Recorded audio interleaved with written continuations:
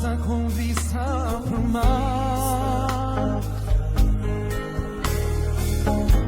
Mas as maravilhas não fazem sentido se Cristo não está em primeiro.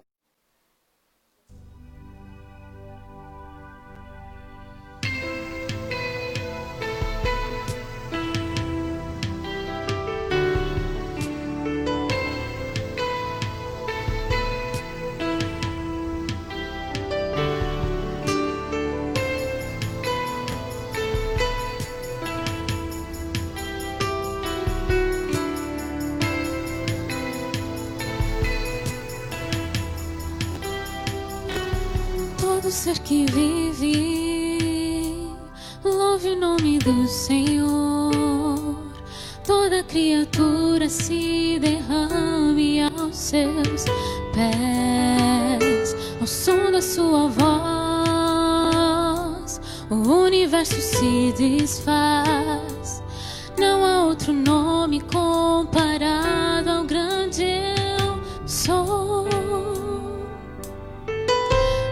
Mesmo sendo pó, com tudo que há em mim, confessarei que céus e terra passarão, mas o teu nome é eterno. Todo joelho dobrará ouvir teu nome, teu santo nome. Todo ser confessará, louvado seja o teu nome, teu santo nome.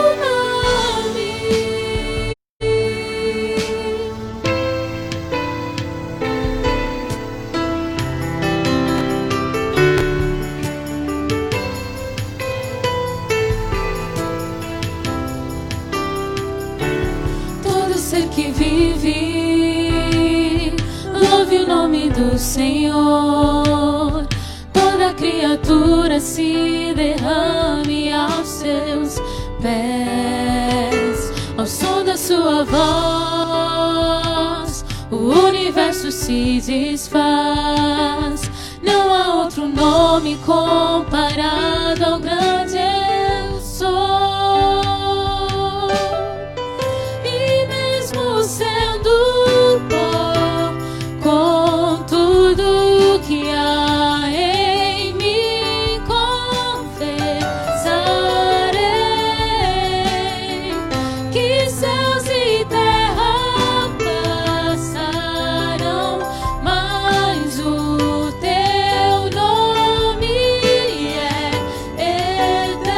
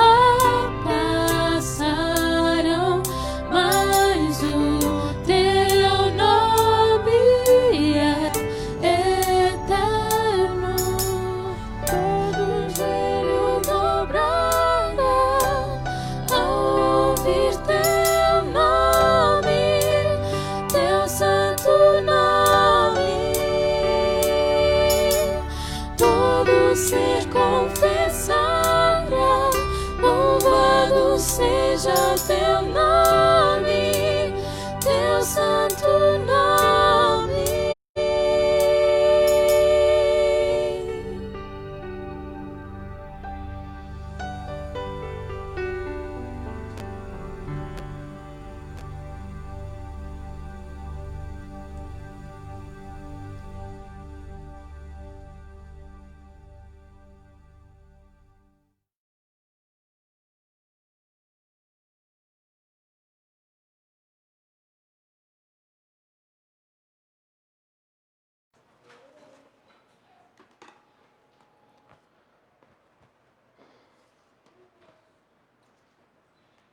Muito boa noite a todos, irmãos, amigos e também em casa que nos estão assistindo nesse momento.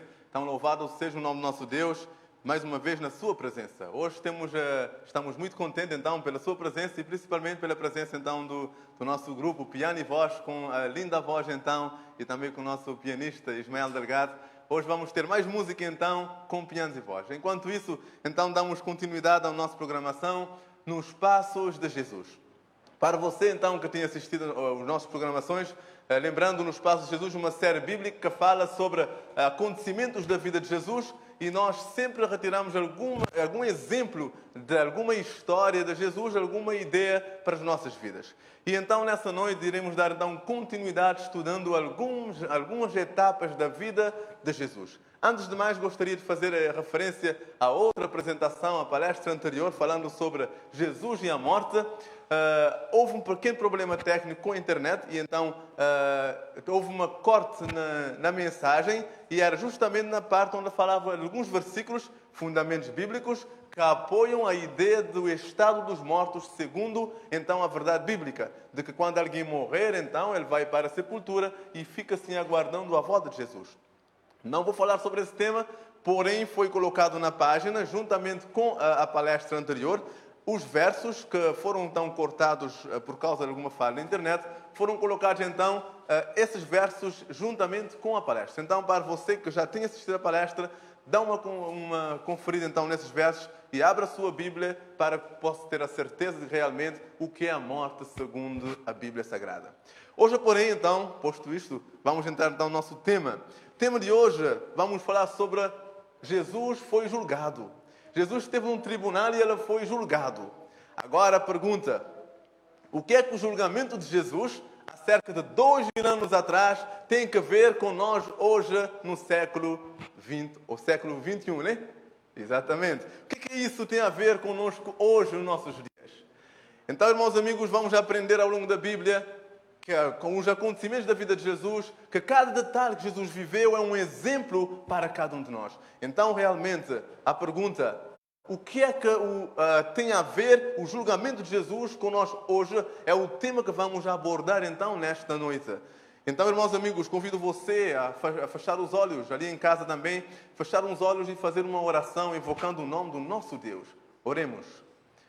Santo soberano Deus, que habita nos altos dos céus, louvado seja o teu santo nome. Muito obrigado, Senhor, mais uma vez em sua presença. O Senhor possa derramar o seu Santo Espírito sobre cada coração e que possamos aprender essa mensagem e colocá-la em nossa vida, e que ela possa servir de inspiração e de certeza para os nossos corações. Obrigado, Senhor, por tudo, em nome de Jesus. Amém. Então, o tema desta noite: Jesus perante os tribunais. Então, vamos aprender um significado profético em relação ao julgamento de Jesus. Por isso, eu convido então vocês a prestarem bastante atenção em cada detalhe do julgamento de Jesus, de como foi o julgamento de Jesus. Então, no final, vamos fazer uma abordagem e vamos então trazer como uma profecia para os nossos dias. Porque, na verdade, o julgamento de Jesus foi sim o cumprimento de uma profecia. Algo que deveria ter acontecido e também algo que novamente deverá acontecer. Queria dizer, antes de mais, que as palavras de Jesus, claras, diretas e penetrantes, preferidas pelo nosso Salvador, sempre atingiam corações. Há corações que, quando essas palavras eram atingidas, esses corações eram transformados. Esses corações se entregavam a Deus. Esses corações se abriam, aliás, ao poder de Deus. Há outros que ficavam assim indiferentes a essa mensagem. Apesar de ser uma palavra penetrante, ainda eram corações tão duros que essa palavra não chegava a alcançar. Outros, porém, essas mesmas palavras claras, diretas e penetrantes, que para muitos traziam vida, alegria e paz, para outros traziam o quê? Acusação. Então a palavra de Jesus, por ser alguém tão santo como Jesus, a sua conduta santa, reverente, um homem exemplar que foi Jesus, então seu comportamento era uma acusação a muitas pessoas. Então, para aqueles que eram realmente pecadores, que não queriam abandonar os seus pecados, essas pessoas egoístas, na verdade, as palavras de Jesus penetravam no coração e traziam então escândalo às suas vidas. E foram essas pessoas que o sentiram escandalizados na presença de Jesus. Essas pessoas foram quem condenaram Jesus. Nos dias de Jesus haviam muitas seitas religiosas, seitas judaicas. Havia os fariseus, os saduceus, escribas, herodianos, os saduceus, entre outros.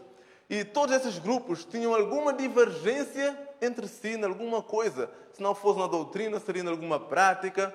Então havia divergências entre esses grupos religiosos, essas seitas religiosas. Porém, irmãos amigos, nós vamos ver, segundo a Bíblia Sagrada, que no momento do julgamento de Jesus, essas divergências, esses conflitos foram deixados de lado e então essas pessoas se uniram às suas forças, esqueceram as suas dificuldades, diferenças e se uniram no momento para julgar e para condenar Jesus Cristo. Então, o que podemos aprender então desse julgamento? Jesus, certo dia, nos passos de Jesus, estamos andando nos passos de Jesus. Jesus era um homem que orava muito. E muitas vezes Jesus era encontrado em locais isolados, fazendo suas orações. E já no momento final do seu ministério, um local que ele encontrava, de momento, era no jardim do Getsemane. E foi nesse jardim, orando juntamente com alguns discípulos, foi nesse momento que chegou então o momento derradeiro de Jesus. Foi ali que Jesus foi preso, traído por um dos seus discípulos, Judas Iscariotes. Então os soldados romanos, aliás, foram e prenderam Jesus no jardim do Getsemane. E foi ali então que desenrolou toda a história. E a partir então desse momento, do jardim do Getsemane, quando Jesus foi preso, que vai então iniciar toda a história profética daquilo que aconteceu com Jesus e aquilo que realmente deve acontecer também no futuro, hoje que nós estamos vivendo. Abramos nossas Bíblias, São João, capítulo 18. São João, capítulo 18, versos 12 e verso 13. São João, capítulo 18. Então, hoje vamos abrir um pouco da palavra de Deus, alguns versos importantes para que possamos compreender, então, os detalhes de como foi o julgamento. São João, capítulo 18, verso 12 e verso 13. Reza a palavra do Senhor. Assim a escolta, o comandante e os guardas dos judeus prenderam Jesus, manietaram-no e o conduziram primeiramente a Anás, pois era sogro de Caifás, sumo sacerdote naquele ano. Então, de Getsemane, quando os soldados judeus prenderam Jesus, levaram-no perante Anás. Anás era um ex-sumo sacerdote. Já não estava em função, porém pela idade e pela sua sabedoria, então Jesus foi conduzido para Anás, um ex-sumo sacerdote. Anás não estava em funções, porém ele queria assegurar de que o julgamento de Jesus fosse decretado. Ele queria assegurar que o menos inexperiado Caifás, que era o seu genro, ele queria assegurar que Caifás conseguiria, na verdade, fazer com que Jesus fosse morto. Então Anás teve esse primeiro encontro com Jesus.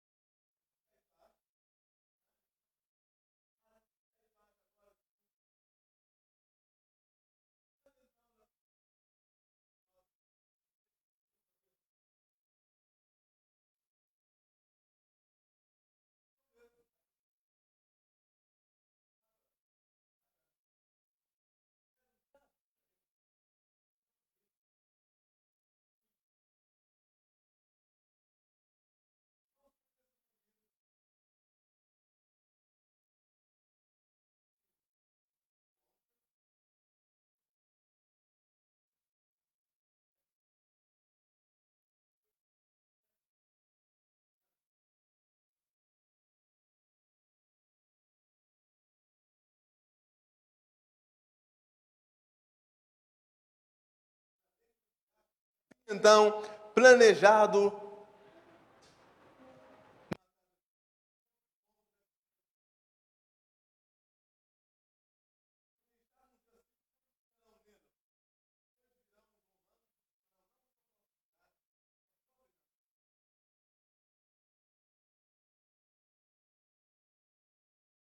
Caifás, porém um deles, sumo sacerdote naquele ano, advertiu-os dizendo: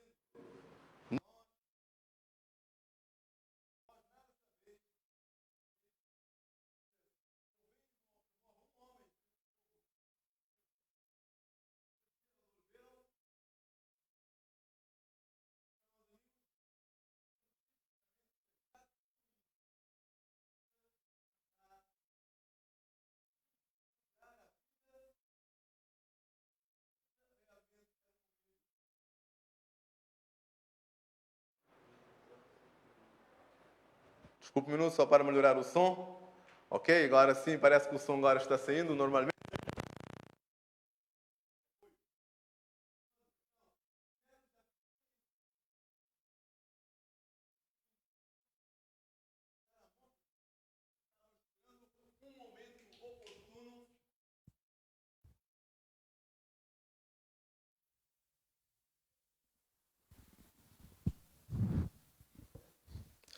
Ok, agora sim, é um probleminha, mas já agora sim está resolvido.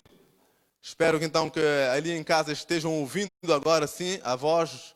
Ok, muito bom. Então, o Sinédrio já tinha decretado a morte de Jesus. Porém, agora, naquele momento, deveriam fazer com que isso fosse uma realidade. Irmãos, amigos, o Sinédrio era um tribunal eclesiástico. Porém, eles não tinham autoridade de tirar a vida de ninguém. Eles queriam matar Jesus, porém não tinham essa autoridade. Ou seja, quando prenderam a Jesus, os romanos prenderam a Jesus, os líderes religiosos, eles queriam matar Jesus, porém eles não tinham essa autoridade. Porque a palavra de Deus nos diz em São João capítulo 18, verso 31, São João capítulo 18, verso 31, nos diz claramente: replicou-lhes, pois, Pilatos: tomai vós outros e julgai segundo as vossas leis. Responderam-lhe os judeus: a nós não nos é lícito matar ninguém.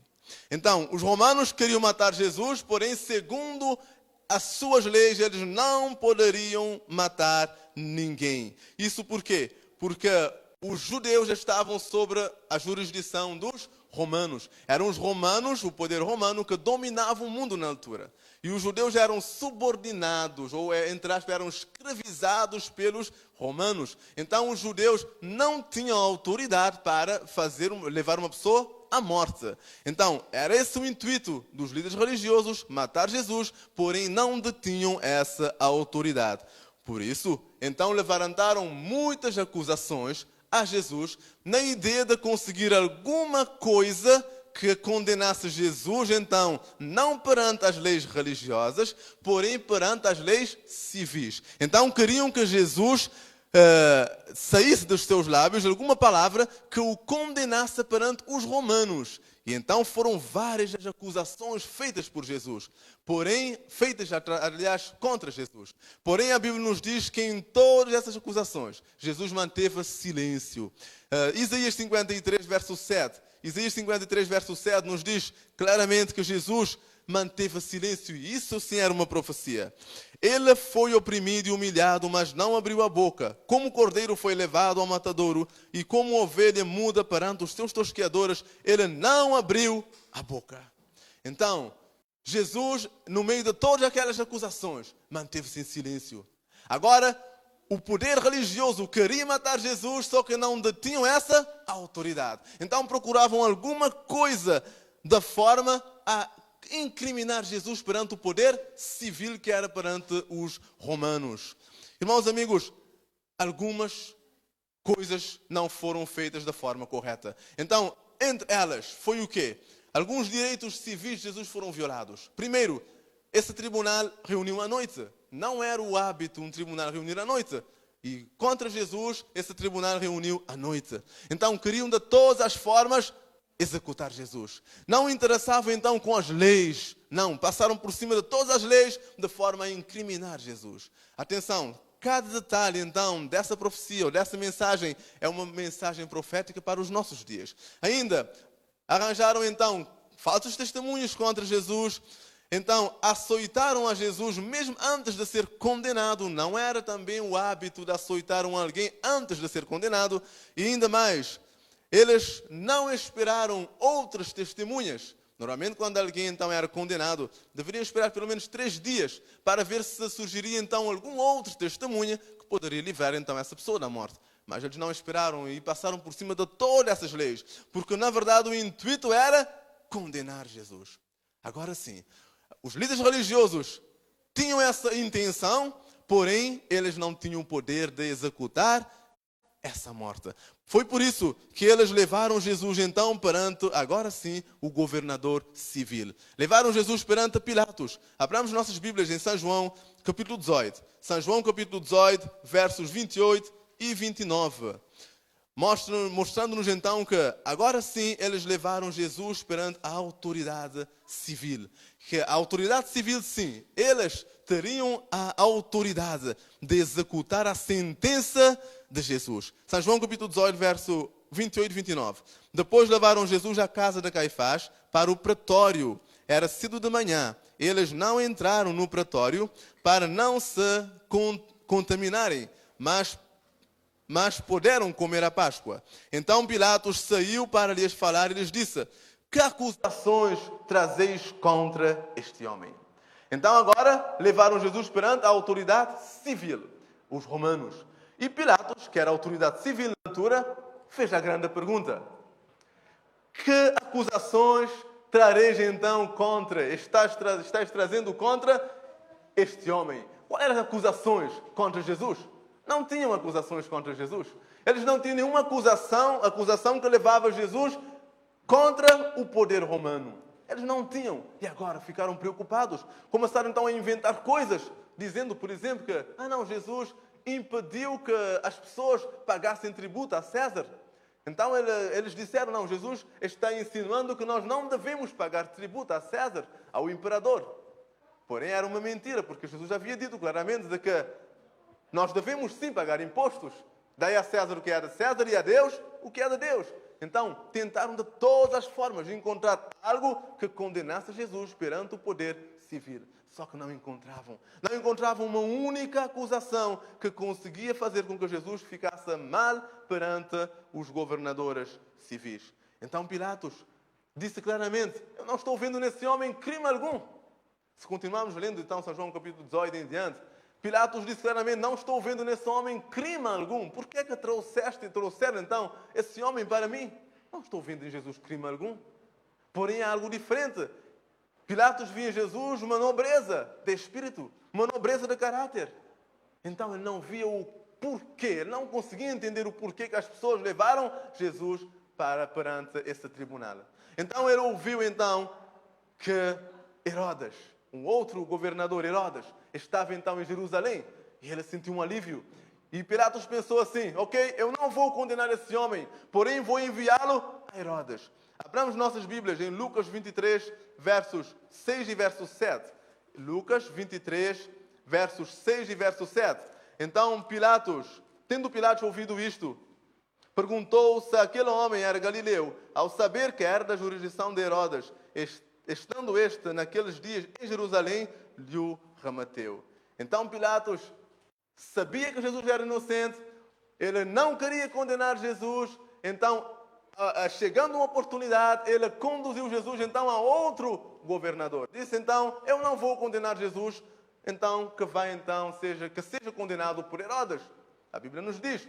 Porém Herodes era um homem também zombava das coisas espirituais. Herodes era um homem que nunca tinha ouvido, ou nunca tinha visto Jesus. Porém ele tinha vontade de conhecer Jesus.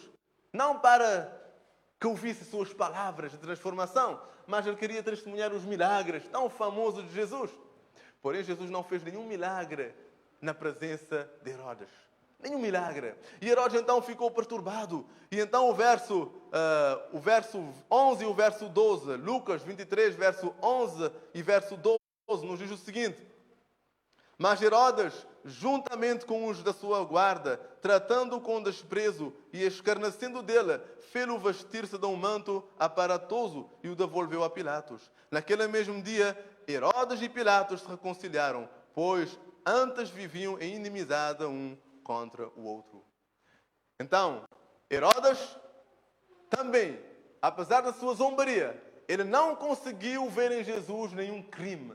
Porém, o silêncio de Jesus perante esse tribunal, o silêncio de Jesus perante todas essas acusações, levava esses homens, autoridades, a refletir: por que estão condenando esse homem?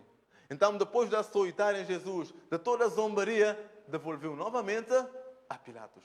Ou seja, Herodes quis dizer novamente: eu não vou condenar esse homem, porque eu estou vendo que esse homem tem uma nobreza de espírito.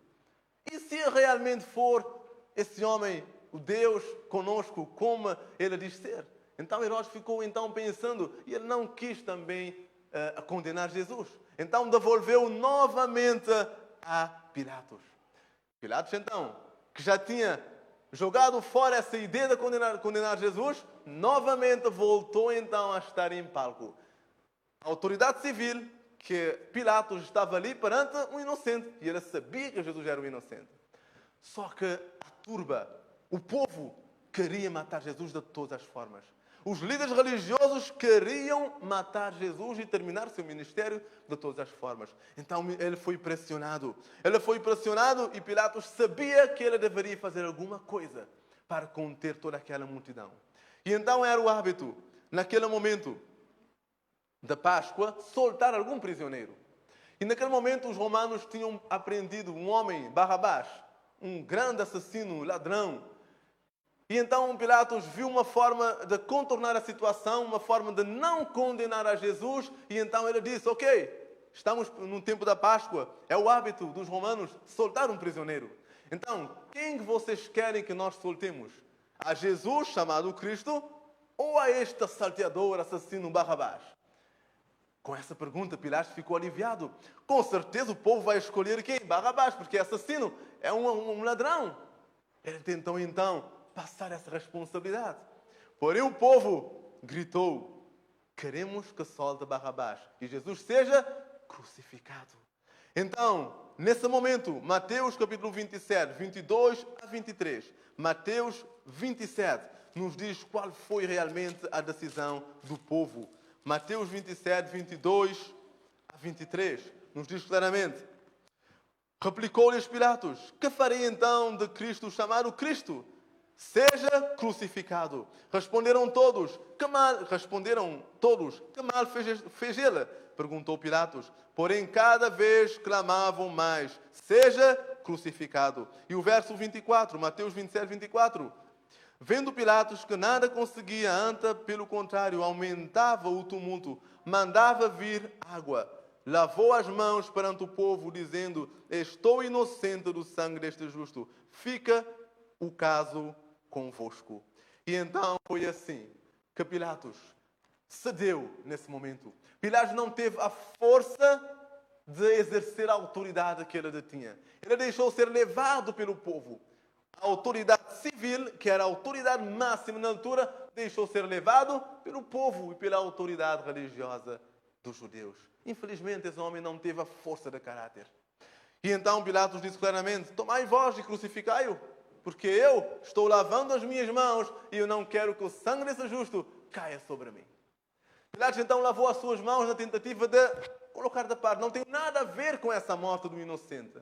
Porém, irmãos amigos, ao fazer isso, ele estava simplesmente demonstrando a fraqueza no seu caráter. Porque ele tinha sim a autoridade de não sacrificar Jesus. Ele tinha autoridade em suas mãos para não crucificar Jesus. Porém, ele foi pressionado e essa pressão ele cedeu, infelizmente. Irmãos amigos, quais foram as acusações lançadas contra Jesus? Uma primeira acusação de que Jesus é blasfemo. O que é blasfêmia? Blasfêmia é o quê? É dizer o nome de Deus em vão, é colocar-se no lugar de Deus. Então, acusaram Jesus de blasfema. Porque Jesus, muitas vezes, mostrava ser o quê? O próprio Deus, o Filho de Deus. E então a isso foi acusado de blasfema. Jesus foi acusado então de transgredir o sábado do Senhor. Então, todas as transgressões lançadas contra Jesus tinha que ver entre Jesus com a religião. Agora eu pergunto então, qual era o intuito do poder civil? Será que o poder civil, imaginemos, será que uma polícia pode prender uma pessoa porque essa pessoa é religiosa? Sim ou não? Tem essa autoridade? Não. Será que um juiz pode condenar um homem porque ele decide ser da religião A, B ou C? Não. Será que a religião pode, o governador civil, uma polícia, pode prender um homem por santificar o sábado ou transgredir o sábado? Também não. Por quê? Porque a Bíblia nos diz que a instituição civil foi instituída por Deus e tem uma finalidade. É de manter a ordem social. Abramos nossas Bíblias, Romanos 13, versos 1 e verso 2. Romanos 13, verso 1, 2, nos diz que a autoridade civil foi instituída por Deus e a sua principal função é manter a ordem social. Então, Romanos capítulo 13, verso 1 e verso 2, diz o seguinte: todo homem esteja sujeito às autoridades superiores, porque não há autoridade que não proceda de Deus. E as autoridades que existem foram por ela instituídas, de modo que aquele que se opõe à autoridade resiste à ordenança de Deus, e o que resiste trarão sobre ele mesmo condenação. Agora verso 8, Romanos 13, verso 8. A ninguém fiqueis devendo coisa alguma, excepto o amor com que vos ameis uns aos outros, pois quem ama ao próximo tem cumprido a lei. Então a pergunta: quem instituiu a autoridade civil? Foi o próprio Deus. Então o problema da condenação de Jesus não estava na autoridade civil, porque quem instituiu a autoridade civil foi o próprio Deus. Então hoje nós queríamos parabenizar o grande trabalho e esforço feito pelo poder civil da nossa nação, pelos policiais, por manter a ordem nos tribunais, os juízes, decretando as sentenças quando sim justas. Então é um trabalho nobre. As autoridades foram instituídas por Deus. Você que está assistindo e é uma autoridade civil, então é uma bênção de Deus, e foi Deus quem colocou você nesse cargo que você está exercendo. Porém, irmãos amigos, perguntamos: qual é a jurisdição da atuação, o campo da atuação das leis civis? Tem que ver o quê? Com as leis que têm a ver com os homens. Então, a autoridade civil não tem nenhum poder para condenar uma pessoa por causa da sua religião. Não tem. A autoridade civil não tem nenhum poder de condenar um homem por ser religioso. Agora, então, fica a pergunta: por que a autoridade civil crucificou Jesus? Se Jesus não tinha feito nada contra a autoridade civil, então por que Jesus foi condenado? Uma vez que Jesus foi acusado de transgredir as leis em relação a ele e Deus, que por acaso era mentira, e Jesus não tinha transgredido nenhuma lei com relação a aspecto civil, nenhuma lei. Não tinha nenhuma acusação contra Jesus que mostrasse que ele era um transgressor da lei. Agora fica a pergunta: por que condenaram a Jesus? Então, atenção a esse detalhe, muito importante. A esse detalhe nós vamos ver uma profecia se cumprindo também nos nossos dias. São João capítulo 19, verso 12. João capítulo 19, verso 12, nos dá a resposta do porquê que a autoridade civil condenou a Jesus, mesmo não tendo sim essa autoridade. São João 19, verso 12. A partir desse momento, Pilatos procurava soltá-lo, mas os judeus clamavam: se soltas a este, não és amigo de César. Todo aquele que se faz rei é contra César. Então aqui estão uma das respostas. A autoridade civil, ou Pilatos, condenou a Jesus, não porque Jesus tinha transgredido alguma lei civil, mas porque ele foi pressionado pelo povo. E mais precisamente, ele foi pressionado pelos líderes religiosos. Eles disseram: se você não condenar esse homem que se faz rei a si mesmo, então você é contra César, que era a autoridade máxima dos romanos. Pilatos então teve medo nessa acusação. Pilatos não queria ter problemas com o seu superior, com César. Então ele decidiu condenar Jesus. Mesmo que não tinha nenhuma autoridade para tal, ele decidiu condenar Jesus. Uma segunda aspecto é porque ele queria o quê? Manter seu cargo político. Ele sabia que se não condenasse a Jesus, ele correria o risco de perder a sua autoridade civil. Ele poderia perder o seu cargo político. Então estava em causa o quê? A sua postura política, o seu trabalho como político e um homem inocente. E nessa escolha, infelizmente, ele decidiu matar um inocente e salvar o seu cargo político. Então, irmãos amigos, nós vemos claramente o problema não está então o quê? No poder civil, porque ele foi instituído por Deus. Foi Deus quem institui então as autoridades civis. E o problema também não está no poder religioso, porque a igreja é instituída por Deus. O problema realmente se acha no quê? Quando há uma mistura entre a igreja e o Estado. Então, atenção a essa parte. Entrando-se na parte importante dessa mensagem. Quando há uma mistura entre a igreja, a religião, os líderes religiosos, quando começarem a se misturar com a autoridade religiosa ou com a política, então isso na Bíblia é chamado de adultério espiritual. E aí residia o problema. Jesus foi acusado, foi condenado inocentemente, porque houve uma mistura da igreja e o Estado. Dos judeus que eram a igreja e do Estado que eram os romanos. Houve uma união, e essa união na Bíblia é chamada de adultério espiritual. Como assim? Apocalipse 17, 1 e 2 nos dá essa confirmação. Apocalipse 17, verso 1 e 2 nos diz claramente que quando há essa união entre a igreja e o Estado, isso sim se chama adultério espiritual. Veio um dos 7 anjos que tem as 7 taças e falou comigo dizendo: vem mostrar-te-ei o julgamento da grande meretriz que se acha sentado sobre muitas águas, com quem se prostituiu os reis da terra. E como vinho da sua devassidão foi que se embebedaram os que habitam na terra. Esse verso é uma profecia, não vou desvendar todos os detalhes dessa profecia, mas quando se fala de uma mulher, nesse caso, é a igreja. A segunda Bíblia Sagrada, quando se fala de profecia, quando falamos de uma meretriz ou uma mulher prostituta, significa uma igreja falsa, uma igreja que se adulterou.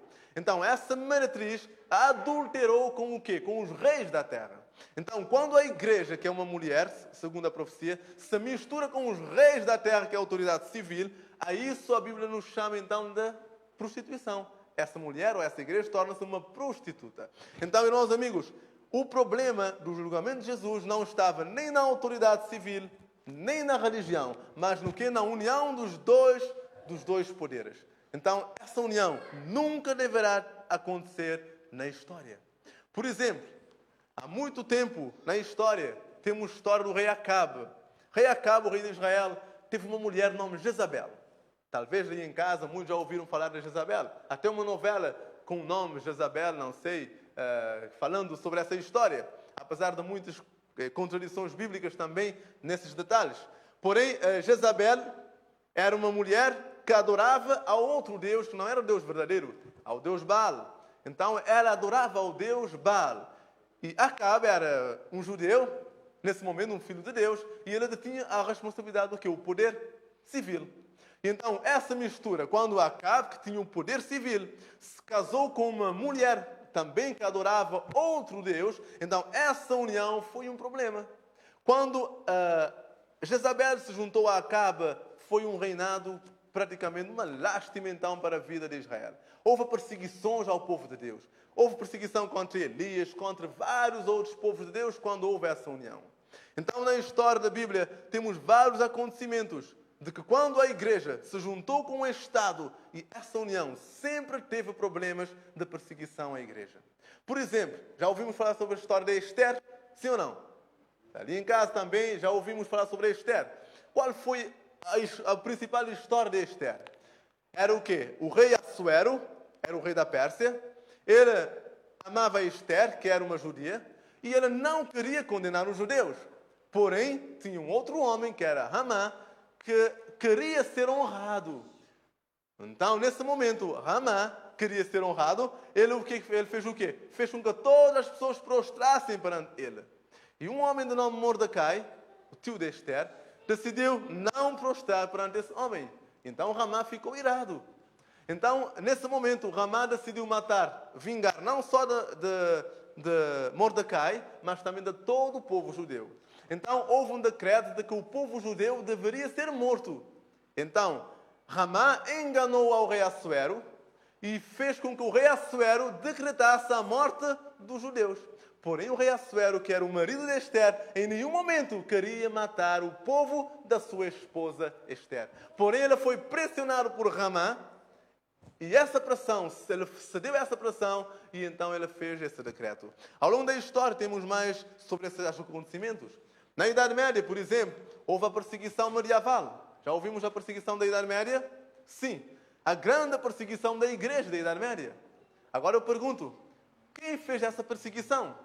Foi a igreja. Mas será que foi somente a igreja? Não. Agora eu convido então vocês a assistirem à programação da lição da Escola Sabatina do nosso professor Carlos Marques Monteiro. Na semana passada, essa semana que passou, falou sobre a Bíblia e a profecia. E na terça-feira, há uma lição falando sobre a ponta pequena. Então, não vou falar sobre esse detalhe. Então, convido você a assistir então, a essa programação do professor Carlos Marques Monteiro, a Escola Sabatina, na lição da terça-feira, e vão ver quem é essa ponta pequena. Então, essa grande perseguição aconteceu-se na Idade Média e foi o quê? Uma união da igreja e o Estado. Então, todas as vezes que a igreja se une ao poder político, há problemas, há perseguição. Irmãos, amigos, isso não fica por aqui. Agora, qual é o exemplo que podemos tirar então da vida de Jesus? Será que isso aconteceu no passado? Não vai acontecer novamente? É mentira. Porque a Bíblia nos diz em Marcos capítulo 13, verso 8 e verso 10.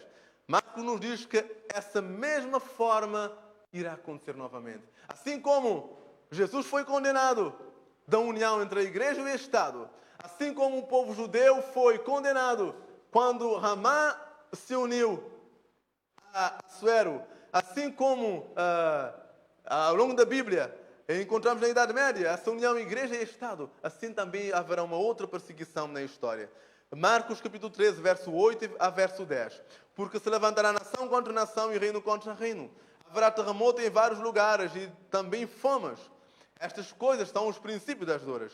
Estai vós de sobreaviso, porque vos entregarão aos tribunais e às sinagogas. Sereis açoitados e vos farão comparecer na presença de governadores e reis, por minha causa, para lhe servir de testemunha. Mas é necessário que primeiro o Evangelho seja pregado a todas as nações.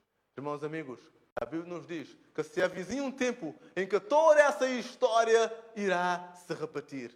Haverá um tempo em que as autoridades religiosas irão se unir aos governadores civis e vão fazer com que os verdadeiros cristãos sejam presos, sejam julgados, sejam levados perante os tribunais. Quem diz foi a palavra de Deus. Diz claramente que no final dos tempos haverá guerra, terremoto em muitos lugares. E ainda acrescenta, e vos perseguirão e vos levarão perante tribunais. Então, novamente, aquilo que aconteceu com a vida de Jesus irá repetir-se também com a vida do povo de Deus. Essa união entre a igreja e o Estado irá se repetir. Porque Apocalipse capítulo 13, versos 11 em diante. Apocalipse 13, verso 11 em diante, nos fala dessa união. Apocalipse 13, verso 11. Vi ainda outra besta emergir da terra. Possuía 2 chifres, parecendo o cordeiro, mas falava como um dragão. Exercendo toda a autoridade da primeira besta na sua presença, fez com que a terra e os seus habitantes adorem a primeira besta, cuja ferida mortal fora curado. Também opera grandes sinais, de maneira que até fogo do céu faz descer da terra, diante dos homens. Verso 14. Seduz os que habitam sobre a terra, por causa dos sinais que lhe foi dado executar diante da besta, dizendo aos que habitam sobre a terra, que façam uma imagem à besta, aquele que ferida a espada sobreviveu. Agora verso 15. E lhe foi dado comunicar fogo à imagem da besta, para que não só a imagem falasse, como ainda fizesse morrer todos quantos não adorassem a imagem da besta. Então, irmãos amigos, é uma profecia. Nós não vamos abrir todos os detalhes dessa profecia, porém a Bíblia nos diz, resumidamente, que haverá um tempo em que haverá 2 bestas. Besta em Apocalipse são autoridades, 2 reinos, 2 poderes. Então haverá um momento em que 2 bestas, um que emerge da terra e outro que emerge do mar, na verdade um é um poder civil e outro é um poder religioso. Não vou ainda entrar em detalhes, porém a Bíblia nos diz que essa união entre essas 2 bestas fará com que as pessoas sejam mortas. Então haverá um tempo muito em breve de que eu e você que aceitamos a palavra de Deus, eu e você que seguimos a palavra de Deus tal qual ela é, a palavra de Deus nos diz que seremos perseguidos. Seremos entregues aos tribunais. Irmãos amigos, assim como aconteceu nos dias de Jesus, também acontecerá nos nossos dias. É uma profecia bíblica, tem um impacto tremendo. Então, haveremos nós de estar preparados. São João capítulo 14, verso 29. São João capítulo 14, verso 29. Digo-vos agora, antes que aconteça, para que quando acontecer, vós o quê? Vós criais. Digo-vos, antes que aconteça, disse Jesus, para que quando acontecer, vós criais. Então, irmãos amigos, terminando então essa mensagem, resumindo, de uma forma geral. Jesus foi acusado, porém ele era inocente. Jesus foi levantado falsos testemunhos contra ele, e ele era inocente. E a palavra de Deus nos diz que haverá um tempo, Marcos 13, que haverá um tempo em que também os que seguem a Deus fielmente irão ser acusados. Irão levantar falsos testemunhos contra eu e contra você. Isso é assim aquilo que se chama perseguição. Uma tal perseguição da qual nunca houve e jamais haverá na palavra de Deus. É uma perseguição antes da volta de Jesus. Irmãos amigos, eu vos digo que essa mensagem está prestes a cumprir. Porque na verdade hoje, nos noticiários, nós podemos ver o quê? Que essa união entre a igreja e o Estado está mais próximo de acontecer do que nunca. Hoje temos líderes religiosos que visitam líderes políticos, que fazem tratados entre eles, que assinam acordos entre eles. Porém, irmãos amigos, a Bíblia nos diz claramente que a autoridade civil e a autoridade religiosa são instituídas por Deus e devem agir de formas separadas. Nunca se devem unir um ao outro. Infelizmente, hoje, com uniões religiosas, vemos muitas uniões. Lembrando, nos dias de Jesus, o que aconteceu? Todas as seitas religiosas se uniram contra Jesus. Também haverá um momento na história em que todas essas religiões se unirão para perseguir aquela sim que é a igreja verdadeira. Todas essas religiões irão esquecer as suas doutrinas, diferenças doutrinárias, irão se unir nesse momento, no derradeiro momento da perseguição, irão se unir para perseguir o povo de Deus. Aqueles que têm o sinal de Deus, aqueles que guardam os mandamentos de Deus e têm o testemunho de Jesus. Esses são os remanescentes de Deus que irão ser perseguidos. Então, irmãos amigos, assim como se uniu as religiões nos dias de Jesus, também irão se unir as religiões também à nossa volta hoje para perseguir aquela que é a igreja verdadeira. Assim como Herodes e Pilatos tinham as suas divergências, dois líderes políticos tinham as suas divergências, porém, perante o julgamento de Jesus, o que aconteceu? Eles se uniram, tornaram-se amigos, porque antes disso eram inimigos. Haverá um tempo em que as nações que hoje estão em uma tumulto, confusão, irão também se unir, esquecer as suas divergências e se unir o quê? Para fazer executar a ordem da igreja. Então, irmãos amigos, agora fica a pergunta: qual será a minha posição então quando eu e você formos apresentados perante esses tribunais? Você estará inocente, com certeza. Você será julgado pela autoridade civil, literalmente, diz a Bíblia Sagrada em Apocalipse. Aliás, teremos uma oportunidade algum dia de falar sobre as profecias do Apocalipse. E vamos ver que é a autoridade civil que vai condenar você por ser religioso e por ser um fiel. Porém, essa autoridade civil vai estar o quê? Sendo pressionado pela igreja. A igreja, os líderes religiosos vão pressionar o Estado e o governo civil, que tem a autoridade de matar, vai perseguir e vai levar ao tribunal e vai matar muitos cristãos. Agora, qual vai ser a minha atitude então perante esse tribunal? O que é que eu vou dizer então perante esses tribunais se eu estou inocente? É o último verso. Marcos capítulo 13, versos 11 e verso 13. Marcos capítulo 13. O que é que eu vou dizer então? Estarei inocente perante esses tribunais. Então o que é que eu posso dizer então perante esses tribunais? Marcos capítulo 13, verso 11 a verso 13. Quando, pois, vos levarem, nesse caso perante os tribunais, e vos entregarem, não vos preocupeis com o que haveis de dizer, mas o que vos for concedido naquela hora, isso falai, porque não sois vós os que falais, mas o Espírito Santo. Um irmão entregará a outra à morte, outro irmão, e o pai ao seu filho. Haverá que se levantarão contra primogênitos e os matarão. Sereis odiados de todos por causa do meu nome. Aquele, porém, que perseverar até o fim, esse será salvo. Irmãos e amigos, a história se repete. A Bíblia nos diz claramente que nesse momento, quando você for apresentado perante os tribunais injustamente, por causa da sua fé, porque você decide guardar a lei de Deus tal qual ela é, então você será condenado. Porém, a Bíblia diz claramente que você não deverá estar preocupado com aquilo que você haverá de dizer. Por quê? Porque o Espírito de Deus irá colocar em seus lábios o que realmente você deverá falar. Então é o Espírito Santo que deverá agir por meio de você perante esses tribunais. E então, nesse momento, a Bíblia nos diz claramente que você então dará grandes testemunhos nesses tribunais. Você estará sendo acusado, porém o Espírito Santo estará usando você para abrir a mensagem de Deus a essas congregações, a essas pessoas nos tribunais. E então, irmãos amigos, essa é a força, essa é a palavra de Deus. Eclesiastes 1, verso 9, nos diz que, na verdade, que tudo aquilo que aconteceu no passado é uma lição que novamente deverá acontecer no futuro. Como eu disse, irmãos amigos, aquilo que aconteceu nos dias de Jesus, exatamente como aconteceu nos dias de Jesus, a união das igrejas que condenaram a Jesus, a união dos governantes que se uniram contra Jesus, a pressão que a igreja fez para o Estado para condenar Jesus, tudo isso vai acontecer. Como é que eu sei? Porque Eclesiastes capítulo 1, verso 9 e verso 10 diz claramente: o que é, pois, o que há de ser. O que foi é o que há de ser. E o que se fez, isso se tornará a fazer. Nada há, pois, novo debaixo do solo. Alguma coisa que se possa dizer, vê, isto é novo? Não. Já foi nos séculos que foram antes de vós. Então, meus amigos, a Bíblia nos fala de uma grande perseguição da qual nunca houve e jamais haverá. E você estará no centro dessa perseguição. Você, irmãos amigos, ali em casa, você que está assistindo, você que está abrindo o seu coração para Deus nesse momento, ao longo dessas mensagens, você que aceita Jesus como seu Salvador e decide guardar a verdade tal qual ela é, a Bíblia nos diz que você será perseguido.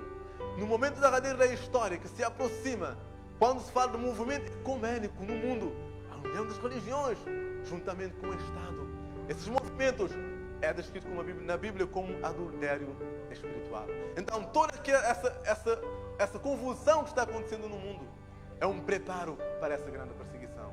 Quando vocês então verem as igrejas se unindo, as igrejas assinando contratos com o Estado, irmãos amigos, fiquem preparados, porque em breve haverá de sair um decreto. A Bíblia nos diz em Apocalipse 13, haverá um decreto dominical. Nós não vamos falar sobre esse tema. Você que está ali em casa assistindo, pesquise sobre o decreto dominical e para ver o que significa o decreto dominical. Um decreto de morte haverá para os fiéis cristãos. Então esse decreto está prestes a ser assinado. Esse decreto dominical de que faz com que as pessoas adoram a Deus num dia que não é sábado, mas um dia imposto pela igreja. Irmãos amigos, é um tema que nós não vamos abordar nessa noite. Porém, termino essa mensagem dizendo: você quer ser um fiel a Deus? Atenção, Jesus não permitiu, não nos deu, não nos afirmou que iríamos ter um mar de rosas. A nossa vida ia ter dificuldades, sim. Quando você decidir tornar cristão, você estaria em casa, você terá dificuldades, você sofrerá perseguições, você será zombado. Porém, irmãos amigos, não se preocupe com essas zombarias. Não se preocupe com todas essas pressões sociais, porque você aceitou Cristo em seu coração. Porque assim como Jesus prometeu na Bíblia Sagrada, não se preocupe, porque é o Espírito Santo quem vai colocar em seus lábios aquilo que você deverá dizer para defender a sua fé. Então você quer ser sim um adorador de Deus verdadeiro. Você está disposto a viver com Deus, independentemente das circunstâncias da vida, independentemente das perseguições da vida. Então, irmãos amigos, esse é o momento ideal. Convidamos então um grupo, voz e piano e voz, para mais uma mensagem musical para encerrarmos então nessa noite. Enquanto eles cantam o hino, então, medite em seu coração sobre esse momento. E lembra, você deve decidir por Jesus. E essa decisão deve ser feita hoje, porque amanhã pode ser muito tarde. Lembrando, você será perseguido, sim, porém você estará sob a proteção do nosso Deus maravilhoso.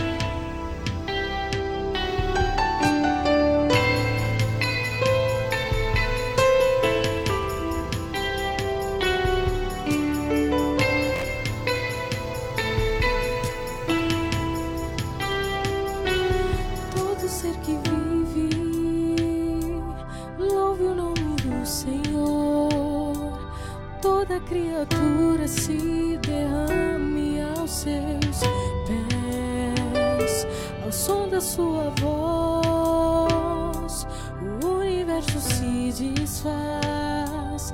Não há outro nome comparado ao grande eu sou. E mesmo sendo pó, com tudo que há em mim, confessarei que céus e terra passarão, mas o teu nome é eterno. Todo joelho dobrará ao ouvir teu nome, teu santo nome. Todo ser confessará, louvado seja teu nome, teu santo nome.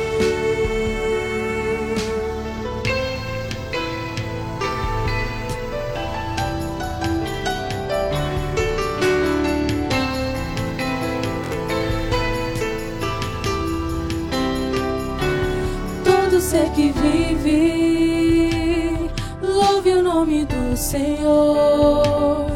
Toda criatura se derrame aos seus pés, ao som da sua voz, o universo se desfaz. Não há outro nome comparado ao grande eu sou. E mesmo sendo pó, com tudo que há em mim, confessarei que céus e terra passarão, mas o teu nome é eterno. Todo joelho dobrará ao ouvir teu nome, teu santo nome. Todo ser confessará, louvado seja teu nome, teu santo nome. Todo joelho dobrará ao ouvir teu nome, teu santo nome. Oh, oh. Todo ser confessará, louvado seja o teu nome, teu santo nome. E mesmo sendo pó, com tudo que há em mim, confessarei que céus e terra passarão, mas o teu nome é eterno. Todo joelho dobrará ao ouvir teu nome, teu santo nome. Todo ser confessará, louvado seja teu nome, teu santo nome.